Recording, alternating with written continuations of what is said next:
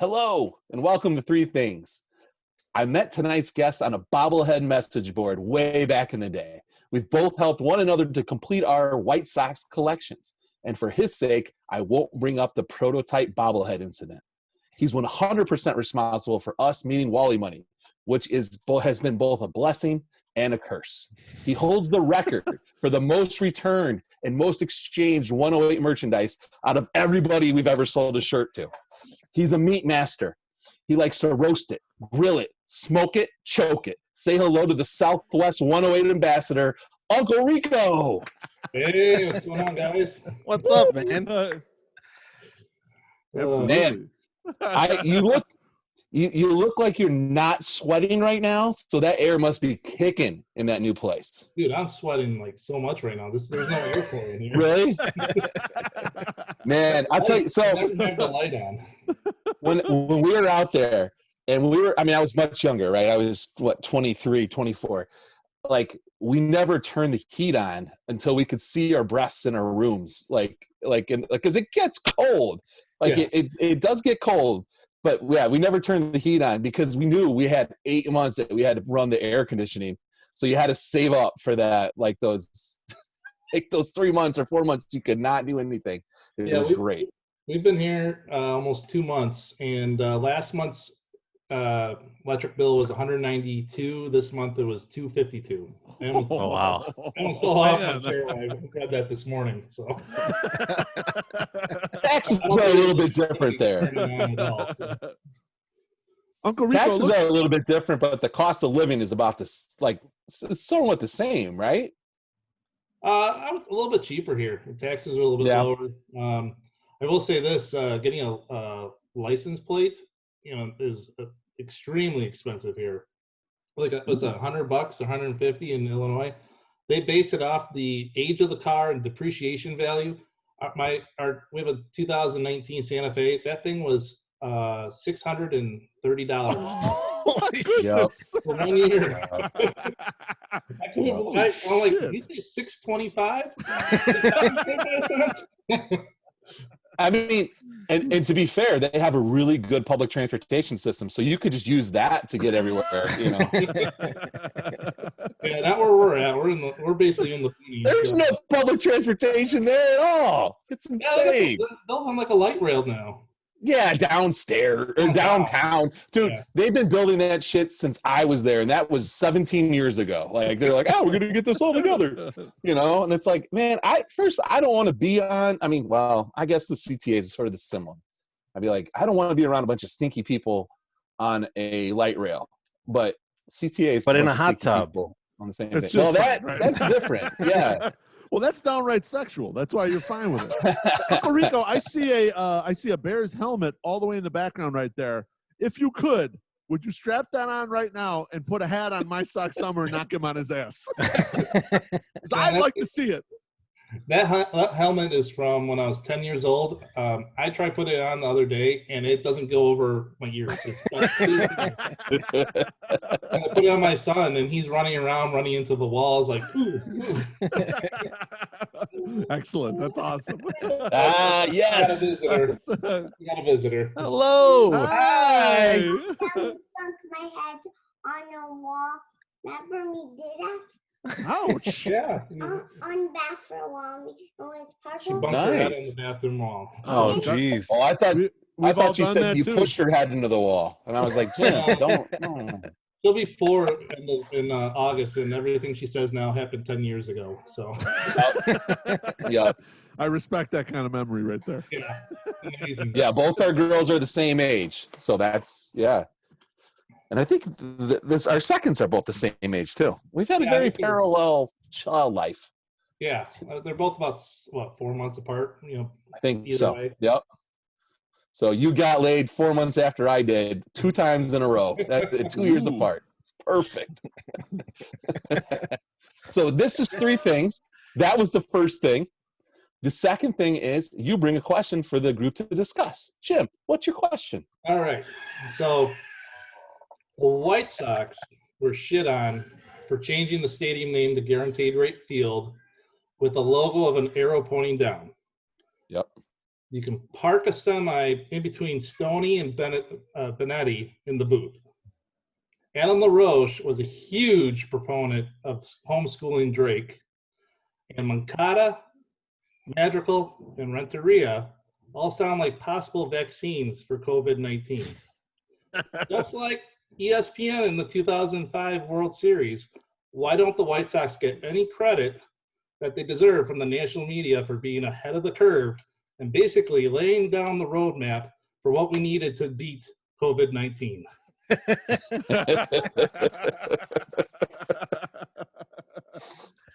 a good question. I mean, I think it's because usually with anything, true innovators never get the credit. It's always whoever comes after them, right? The first person to do something, they're vilified or they're ignored and no one cares. And then someone comes and copies it. And look, you remember the first web browser you used? Fuck no, you don't. But you know you use Google now, right? I mean, like, that's what's fucked up. Yeah, I mean, what did you use? Netscape or is it Netscape? Netscape. The first browser? Yeah. Uh-huh. You don't remember that shit, right? First browser was probably you know what it probably was? It was probably the one built into AOL, right? Like, cause like everyone got those fucking AOL discs, and so you could build a house with the ones they had left over, but that's like the first browser. But you're right, like they always shit on the first one through, right? Like, I mean, like think about a guy like Thomas Edison. He didn't invent shit. He just took everyone else's inventions and said, I invented this shit. That's right. That's usually how it goes. And you'll see, didn't Led Zeppelin get their asses sued off because it like stole parts of songs and shit? Led Zeppelin's whole first album's a fucking cover album, man. It's a cover album, right? Yep. Exactly. The true innovators always get shat on and they don't kind of get any credit. That's why it was cool. I think it was more of a traditional song, but that's why it was cool when Nirvana did their Unplugged. He did a Leadbelly song. Now, I don't know that it's actually Leadbelly's song, but he went back and did like a traditional song that had been around forever. It's kind of like giving a little bit of a nod, a little bit of credit to someone who came before and innovated some shit. But usually that shit don't happen. Usually that person, whoever's first, like the White Sox, and us all being spaced out in 108, that we ain't going to get no credit for that shit. Someone on the coast will have invented it. Some asshole in Boston will have invented that shit, even though we were doing it a decade before.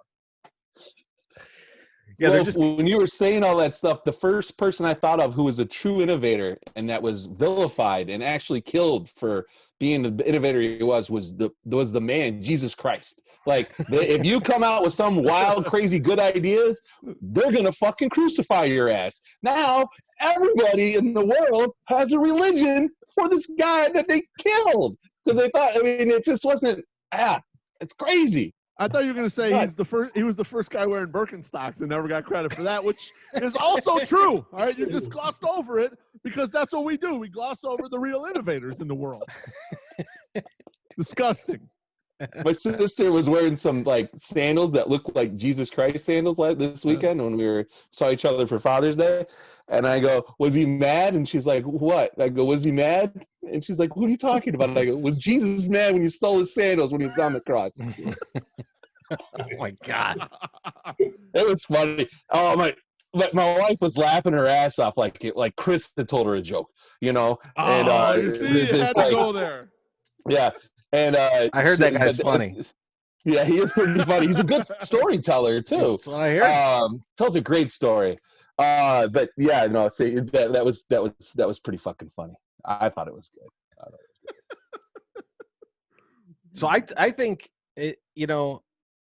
in general, the Sox are just kind of overlooked because the Cubs exist, right? And like everyone's horny for the Cubs.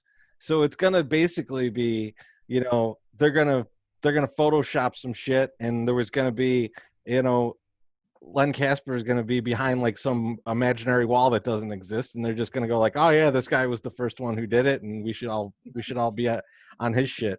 I don't know, like it's just for some reason, I think it has to do way back, the Sox being on cable, and the Cubs just being a national brand.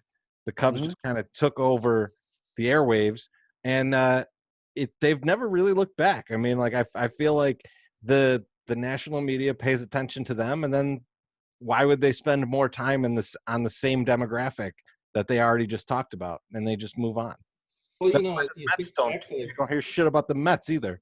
right. Well, you think back to like the Bill Veeck years, you know, him owning the team, you know, Harry Carey singing the you know, 7th inning stretch was his idea when he was at the Sox. Yeah. Yep. It totally gets overlooked.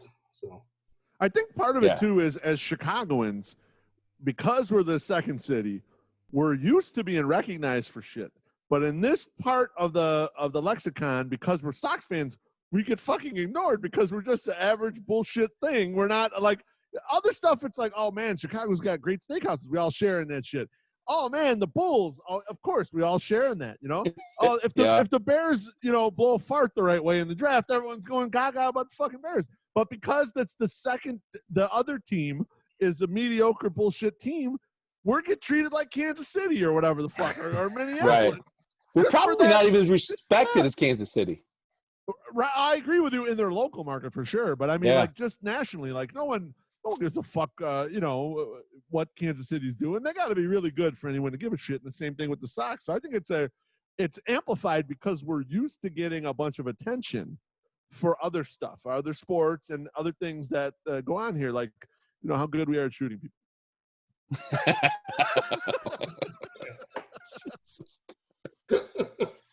Man, well, I feel the same like way as you guys, and I think it is. Yeah, we're just not. There's a non-respect factor that goes in with the Sox. I mean, just watch the long gone summer. And they don't even mention the fact that Sammy Sosa was with the White Sox. like how he got to the Cubs. Like legit, he was in town and like was doing stuff. You know, he had a majestic Jerry curl. But to be fair, I guess they didn't really talk much about Sammy Sosa anyway, and that's probably due because Mark McGwire didn't know who he was. So I can understand why he wasn't brought up too much. But yeah, I mean, but they actually they when they talk about his career. They mentioned Texas, and then they mentioned that he went to the Cubs. Yes. And then later, they even have the joke Bush talking about how he traded Sosa for Harold Baines, and like, don't mention the White Sox. Like they like imagined it away. It was amazing. Now, where do we hear that? But like. Baines did say that George Bush apologized for that. Yeah, it was in that thing on it was on NBC Chicago Sport, whatever the fuck it's called now. Yeah. That special on Baines. He got like a letter from him, right? Like he read like the letter.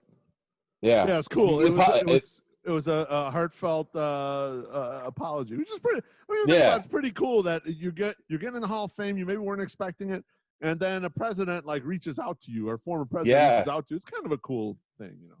Think of how many I'm sorry notes that the current president's going to have to write out, you know, to all these people that he's been dissing in office, like George W. did, you know, like God, he's going to be signing a lot of shit. But yeah, cards, free nights for his hotels and everything. Exactly. Free night, but you have to pay for all your food and beverage. So I mean, it's a little. You can't give the house away; it's a business. All right, go ahead. What about you, Jim? What do you think? You know, it's I don't know. You know, I think the White Sox have done a lot of you know, things for the game and just in general. You know, and it's amazing though. You know, I think it is definitely the second city. You know, second team in the second city syndrome. You know, we're definitely the stepchild. You know, to the Cubs. But you know, I like that. I like being that underdog. You know, in a sense. And I'm really hoping the hype that we had back in December for this team and all the excitement comes to fruition this year, even with the shortened season. You know, I really hope that people don't look, if we do something this year, that it doesn't have an asterisk because it was only 60 games or whatever it was or will be. I don't pay attention to those asterisks anyways, man. Like Bonds is my home run king, man. I don't care how big his fucking head is. I saw a good tweet about all that shit by Shy Sox Hayes. He said, if some other team wins the World Series, it's bullshit. If the White Sox win it, then it really mattered. That's the way to look at it. It would definitely get forgotten. But if the Yankees win it, it would be like, it was a shortened season and they had to run in the red the entire season and they got the job done, but with the Sox, it'd be like, yeah, depending on who wins, it's either going to be the greatest feat in baseball history, or Right. it's going to be, oh, what a bullshit season that was. Yep. Like it'd be really great if like the Astros win it. But like total anti-hero, yep. If like Oakland or Tampa wins it, people are going to be like, what a bullshit season. Yes. That was shit. If the Red Sox win it, they're going to be like, well, when you're a team like the Red Sox, you can persevere through something like this. Right. That'll be the story. I was looking forward to have a season where we didn't have to have a chip on our shoulder. We didn't have to like go out and actually like fight people. We could just be like, oh, we can totally relax. Like we have a viable team out there playing the game of baseball. Like we don't have to fight back. We don't have to say, well, but your attendance numbers, that's all you got. Or oh, you got to, you can just be like, yeah, we're fucking winning. Like that was one thing I was kind of looking forward to. Like we weren't going to have to worry about trying to stick up for our fucking squad on every other team because they had done what they were supposed to do. So hopefully the shortened season like still continues and goes. So we'll see. Like the Marlins and like the Rangers and Astros are going to be like the only ones who be able to make attendance jokes this year. Like, yeah, they're all going to have full stadiums. We're all going to be like, fuck that. We're not going. We'll have like 6 people in the stadium. All right. So this is 3 things. That was thing number 2. Now, I had 2 questions, and I'm only going to go with one. So, because the other one wasn't fair, and it wouldn't be fair to Uncle Rico to pull it out. But the second one I thought was great. I forgot it and then remembered it 3 times, so it has to be that good of a question. What is your favorite Wally Money moment of all time?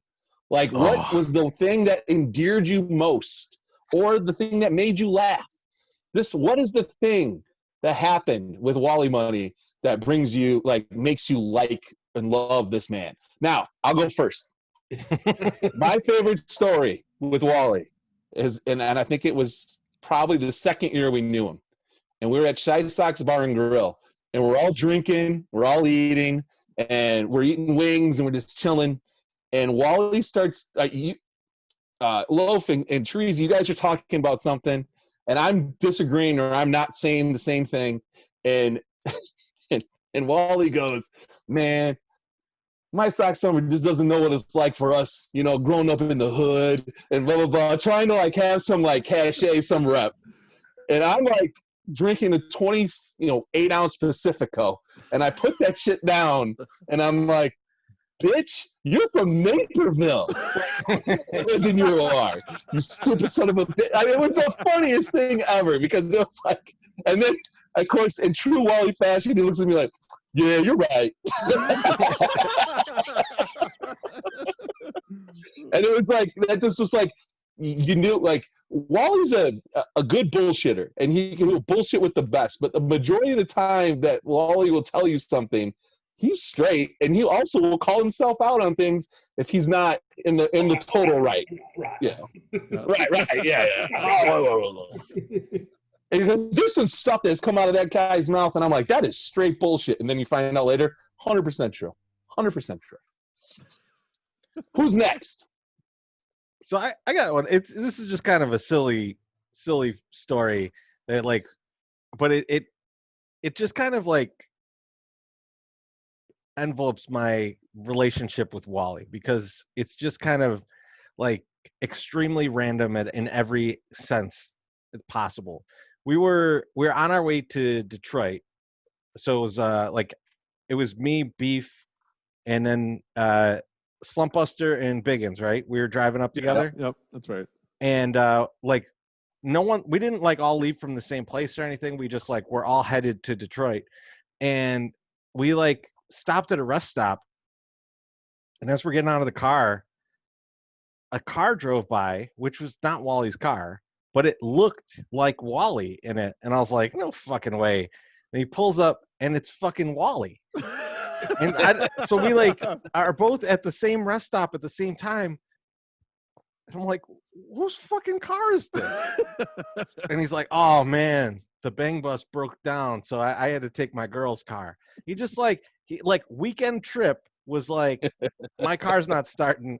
I'm just taking yours, and just goes off. I'm out of here. Right? Just goes off to Detroit, and I just remember being like, this is just extremely weird. So we had to take a picture right outside the restroom with the restroom sign, because that's just, I don't know. I mean, that's kind of like, that's what it's like knowing Wally. Like that shit just happens. Like weird shit just happens. The random aspect of it, the randomness is, yes. Every time you're with them, like it's unpredictable. I think that's part of the allure. Absolutely. So I met Wally. He had the seats right in front of me in 531. What was it? 2005, 15, I want to say, give or take. Yeah, 15. The personality of Wally is amazing. That was one thing that drew me to him. That first game, opening day, he kept leaning back, eavesdropping on the conversation my buddy and I were having. It just jumped right in, like he knew us, like from the neighborhood or something like that. He does that. So all my friends, from college and high school, they knew Wally. They heard stories about him. They're like, who's Wally? And like the one time we had a surprise birthday party for Melissa, and Wally and Joni, his girlfriend back in the day, came, and my buddy Kurt's like, where's Wally at? Just joking around. And Wally's like, I'm Wally. And my buddy Kurt's like, what?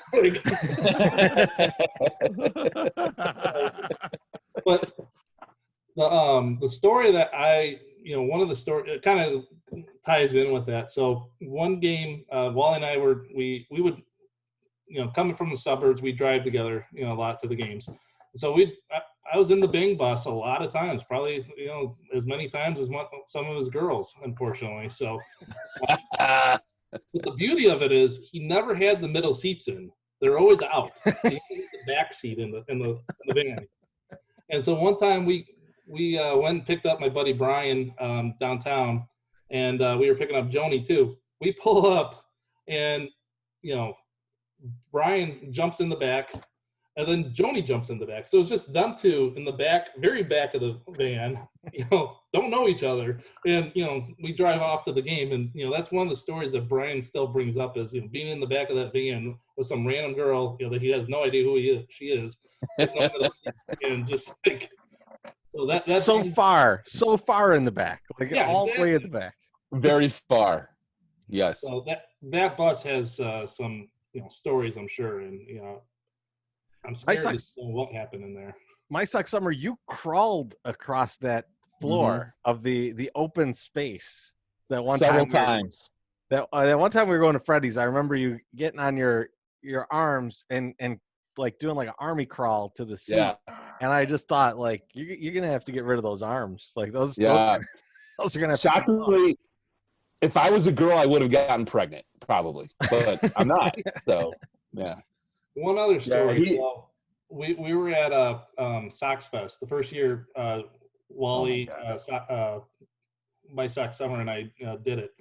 And so my Sox Summer didn't, have the hotel with us because he lives in Chicago. So we, Wally and I had it. And that first night, Wally hit it so hard that, he was in the bathroom puking his brains out to the point where I'm like, woke up in the middle of the night. I'm like, I don't see him. He's in the bathroom, like trying to open the door to make sure he's alive.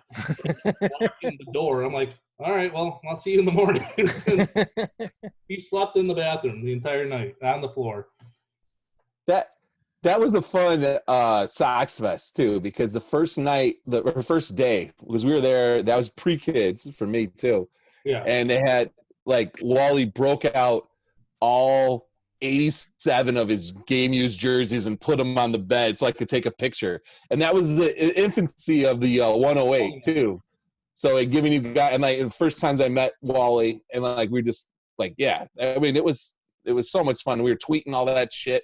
And yeah, and then that Sunday had that picture of him where he's like passed out, like just hurting in the corner, just sitting there waiting for it to be over. Now he still tried to like do autographs and stuff that next day after that. Yep. Oh Yeah, man, he still complains that he missed Avi Garcia that first morning. what a huge miss! Oh, hey, Yeah, Loaf's exactly. back. What's going on, buddy? I had to drop off for a second. I'm back now. Loaf, Now we need tell us a your Wally Money Wally story. I think for me, the thing about Wally Money is he is so spontaneously hilarious and can kind of fit into any conversation or throw a jab in here or there. And something that always cracks me up every time I think about it, it's a really small thing. One time we were at a game and we had gone up to the Goose to get a bunch of beers, and there was a couple of us, and there was maybe a group of 8 or 9 of us, and Wally buys the entire round, you know, and we're all walking down with them, and I hand off a few of them, and someone thanks me, and I'm like, oh no, that was Wally Money, and Wally Money turns and goes, wasn't me. Just plays it off completely like how Wally Money would play it off, because that's what he does. Like he'd rather get the laugh than get the credit for buying that beer. He just doesn't even care about that shit. Like he's there to entertain everybody who's around him, especially when he's really on. He's really trying to put on a show for everyone. So it's just shit like that. I could have brought up the Detroit thing, which was hilarious, that whole trip. But I think that little snippet for me is kind of like, that's vintage Wally Money. He's going to come up with some shit to have you laughing your ass off, just out of nowhere. Right. The Detroit thing is interesting though. We like, cause you guys had gone, I forgot where you guys ran off to. Beef. You like went to get food or beer or something. And I'm just sitting there with Wally Money, and there's some girls like sitting behind us, and Wally Money starts chatting them up. And like, shocking. 5 minutes later, he's like, hey, you want to go with us? We're going to go meet Farmer DJ. And I was like, I didn't quite catch what he said. It couldn't be what I thought he said. So I'm just going to say no to this whole situation. So I was just like, you go do whatever you're doing. I'll be fine. And then like 2 minutes later, the dude's up in the booth with Farmer and DJ. Wearing his Andre Agassi shirt that he got from his garage. Yeah. That was straight up George Costanza Cabana wear, man. I loved it so much. Absolutely. Well, Uncle Rico, thank you very much for not only doing 3 things with us tonight, but being our Southwest representation of the 108. And when this shit all gets back to normal and we have a spring training next year, have no doubt that myself and Wally Money and maybe one of these or both these guys will come out and destroy your house. So get that pool ready. We'll bring all sorts of fun stuff. I'm betting big on the Chirizi Cornsey household being in Arizona for next spring training. Yes. Assuming it's COVID free. You're able to like go outside and go to things. Arizona's going right now. It may be never get better. Well, thanks again, and we will see you and talk to you soon. It was a pleasure. Thanks, guys. Thanks, man.